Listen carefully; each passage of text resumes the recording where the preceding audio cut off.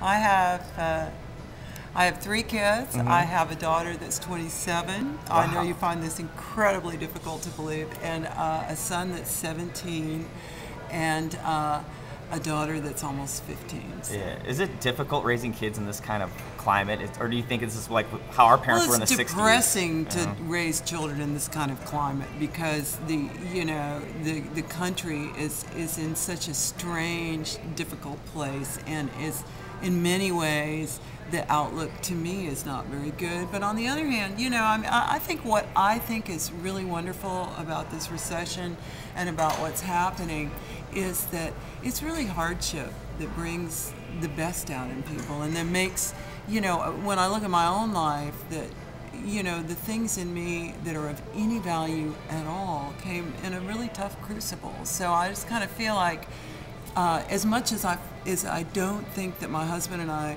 spoil our kids, just the fact that they live in this country, they're spoiled. I mean, when you look at the rest of the world, just what we have, and that we consider basic necessities, so much of the rest of the world, they've never even heard of it. And so to me, if they have to struggle, if they have to, go through difficult times to find their way, well, I feel like that'll bring out some good parts of them. And they certainly don't want to hear that from me, so I'll tell it to your audience. No problem.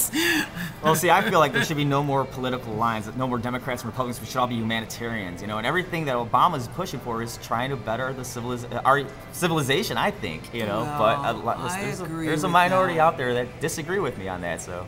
I do. Well, the bottom line is, regardless of where you sit, Republican, Democrat, Independent, humanitarian, unless people come together, nothing will be accomplished. Exactly. And so, somebody has to make a step towards the other person.